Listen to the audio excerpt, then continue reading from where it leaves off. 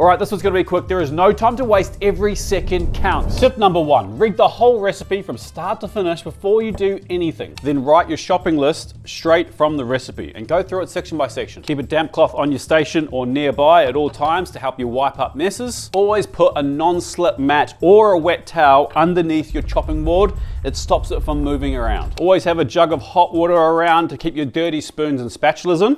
Always have a seasoning tray handy. In mine, I've got white pepper, black pepper, cooking salt, flaky salt, olive oil, and neutral flavored oil. And if you're thinking, Andy, I never see you have any of this stuff on your bench, you're lying to me. I'm not. I just have it all here, hidden from the camera. Invest your money in 1 or 2 good knives instead of buying the whole set. Invest in a good set of kitchen scissors. They're more useful than most people think. Keep your knives sharp. A sharp knife is far more efficient and far safer than a blunt one. To maintain a sharp blade, hone a knife before every session. Always use the core grip when you're cutting, and always have a small bowl handy to use as a rubbish bin to stop you running back and forth to the rubbish bin.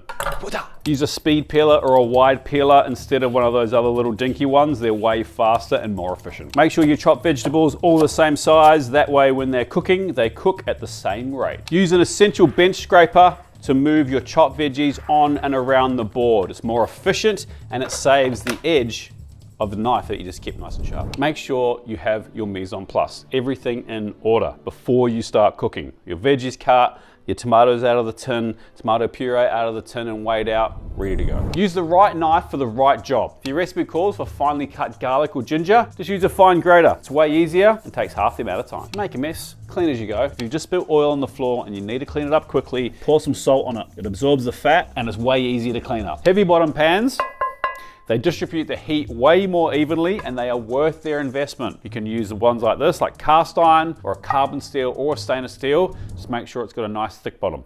Make sure you preheat your pan properly. It takes longer than you think. This is how you check that your pan's hot enough. Put some water in it. If it dances around like that, it's good to go. Once you add oil to the pan, let it get hot before you add your food. Wait for a light little shimmer and just little whispers of smoke. Score the skin on duck legs, duck breast, or pork belly. It's gonna help the fat render and it'll stop it from buckling. Pat your meat dry before you put it in a pan. Moisture is the enemy of a good sear. Never overcrowd your pan. Do things in batches if you need to. If you put too much in your pan, everything just steams instead of building a really great Maillard reaction. When you're searing off meat for braising, don't move it around the pan too much. We're trying to build as much crust as we can, which is the complete opposite to cooking a steak. You flip it every 60 seconds because it cooks more evenly and you build a crust on both sides. If your duck breast, a piece of chicken, a sausage, or a piece of fish is sticking to your stainless steel pan, just leave it. It'll release itself when it's ready. Make sure you use a probe thermometer and don't just guess. Render fat slowly. Low heat and patience gives you a far better result. I'll pretty much cook these duck breasts 90% of the way,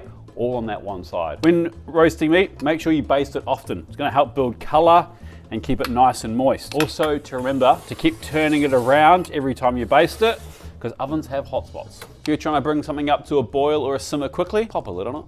Vegetables that are grown above the ground go straight into boiling salted water. Vegetables that are grown underground go into cold water and are brought up to the boil. Blanch and refresh in ice cold water green vegetables to keep them vibrant and bright. Season your pasta water well, but it doesn't need to taste like the ocean. General rule of thumb, 1 tablespoon to 5 liters of water. And don't put oil in your pasta water. It does absolutely nothing apart from float to the surface. Save all your cooking liquids, bean liquid, pasta water, braising liquids, they all have their uses. When making stock, always start with cold water. You're gonna get a cleaner, clearer end result. And never boil your stock. Keep it at a gentle simmer and skim it regularly. Cool stocks quickly by placing the whole pot in an ice bath before refrigerating. Never add cold stock to a roux. Make sure it's hot first. If you add cold stock, it's gonna go lumpy. Save your parmesan rinds and shove them in your ragu and sauces. They're full of MSG and add a huge amount of flavor. Freeze your stock in small portions. That way, you only need to take out what you need. When it comes to tin tomatoes, buy the best ones you can afford. The difference is actually staggering. If you're cooking stuff like tomatoes that are sour, you can use a little bit of sugar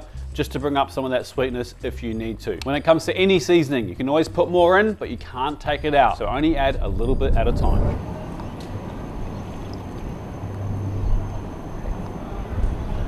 When reducing liquids, do it in a wide pan, not a tall one. It will reduce way faster. Make a super simple sugo in bulk once a month and then just freeze it into little containers. That way, every time you need a sugo, you've got it ready to go. Deglaze your pans To make quick, simple sauces, never throw away any of that delicious fond on the bottom of your pan. Add ice cold butter right at the end of your sauces one by one and swirl it through off the heat. Adds gloss and richness. And know when to turn the heat down. Not everything needs to be cooked on full bore. A cassoulet, a confit or a braise is just as much about patience as it is technique. A braise or a stew is always better the next day. Make it ahead of time if you can, but whatever you do, don't put it straight in the fridge.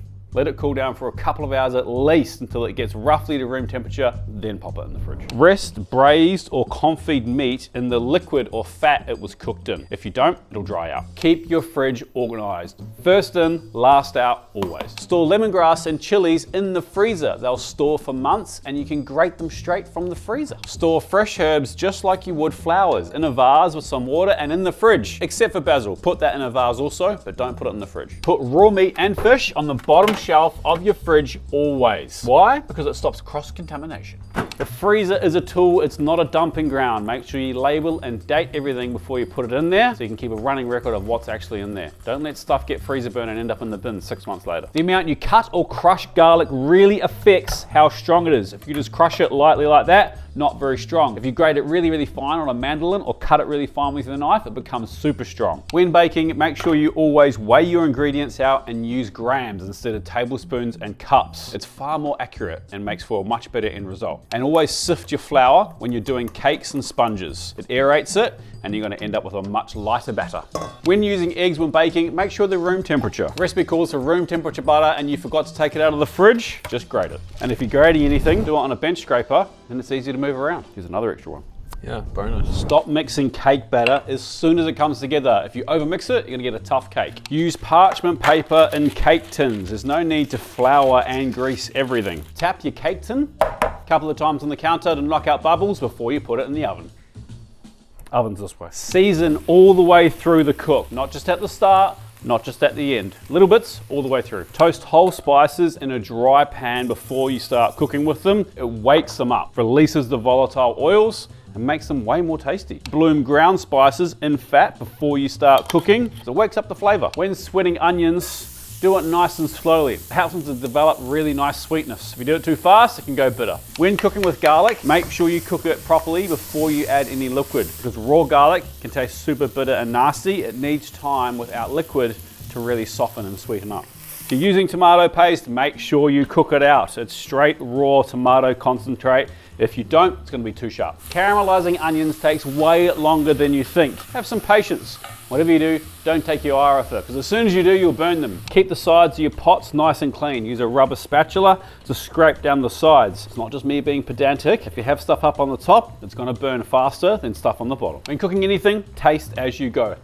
Not just at the start, not just at the end, all the way through. When cooking, use all your senses. It's not just about taste, it's also about listening, looking, and smelling. Add hard herbs like rosemary, thyme, and dry bay leaves at the start of cooking. Add pepper later in the cooking process. It can go bitter with the early high heat. Fresh, soft herbs like parsley and basil, always at the end. A small amount of fish sauce or soy sauce adds a huge amount of depth and umami to all savory dishes. Always zest your citrus before you juice it, even if you don't need it right now for this recipe. Use more acid in your cooking. A squeeze of lemon juice or a splash of vinegar will brighten up even the most dull of sauces. And don't be afraid of fat. It carries flavor.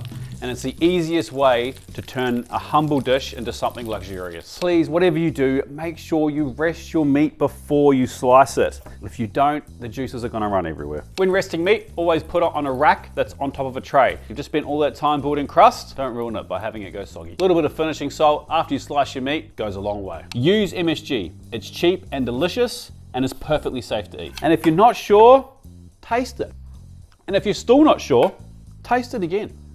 Make sure you warm your plates before serving. Cold plates will kill a hot dish. And when plating, try and use odd numbers. Wait, hang on. Wipe your plate before it goes to the table, but not with your dirty dish rag, you grub. Clean paper towel, nicely folded. And reverse engineering the meals that you've most enjoyed while eating out is a fantastic way to develop as a cook. Master 3 or 4 techniques really well instead of knowing everything at the surface level. Once you got them down, you can move on to more. The best professional kitchens run on organization and discipline, and not just talent. So be organized and be disciplined. And if it tastes good to you, then it is good.